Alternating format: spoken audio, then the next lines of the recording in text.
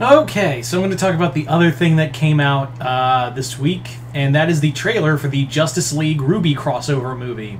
Yeah, it's kind of fun that we've now had two movies, loosely based off of crossover comics come out. That with this and Batman vs. Ninja Turtles, which I still can't believe actually happened. Anyway, let's talk about this. Let's talk about this movie. Now, this movie is going to be a two-parter, which actually shocked me. Like when they said Justice League RWBY Part 1, I was like, "Whoa! This movie does not require two parts. This in no way, shape, or form requires two parts." I've read the comic. It's granted it is 14 chapters online. It is basically a two-parter online. It is very much a two-parter online. I mean 14-parter online. Excuse me, 14-parter online. But really, yeah, really, it does not warrant.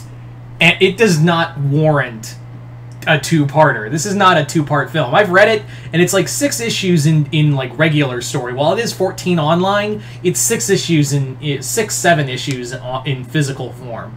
And I can tell you, this movie does not need to be 2 parts. It moves that fast.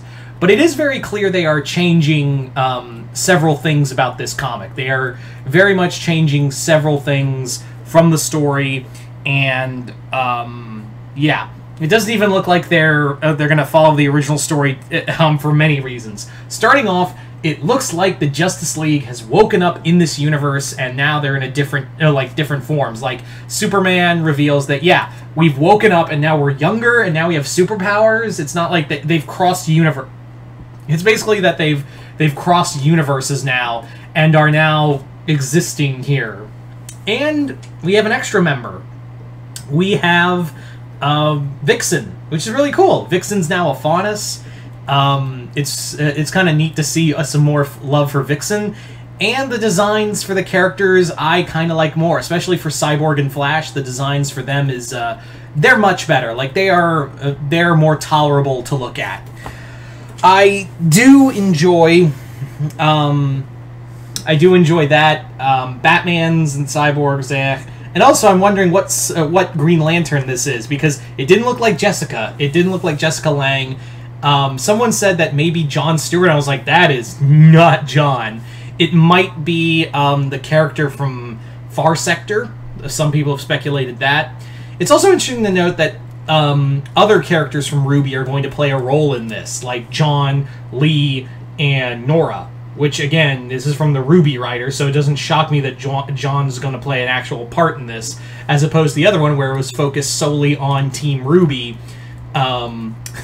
So, yeah, even though they did say Marjorie Bennett was going to be involved in this, I question how much she was involved in this.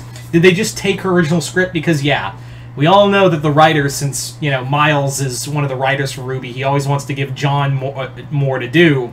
So, yeah, it wouldn't shock me if they're trying to make him more of a bigger character in this. Do not deny it. We all know that I pretty much speak the truth at this. If you've watched RWBY this long and have seen kind of the signs, then yeah, you already know that I'm onto something.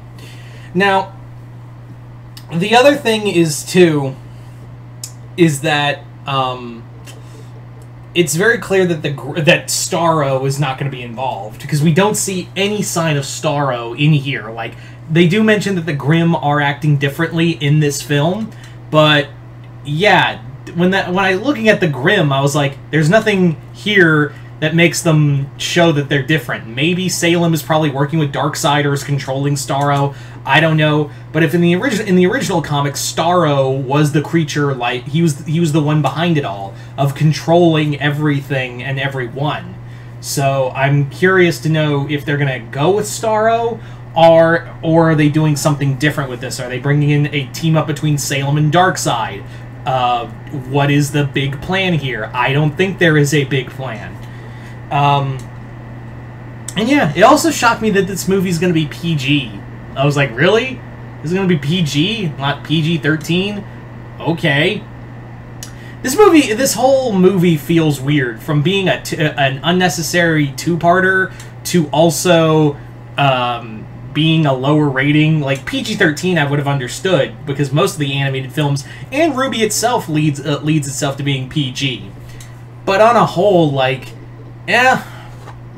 I mean, it's cool that it's happening, but I'm like, it doesn't feel... We're loosely following the original comic. We're very much... At least with the Batman Ninja Turtles one, it followed like 80% of the book of the original Batman TMNT crossover, so there was that. But who knows? Maybe it'll be good. Like, but for right now, that trailer was very generic, very kind of weak, and yeah, very RWBY. Very RWBY. So you guys tell me in the comments below, what did you guys think of the Justice League RWBY Part 1 trailer? Are you guys excited? Are you guys not? Comment below, let me know. And once again, I'm Mr. Multiverse. I'll see you next time in the Multiverse.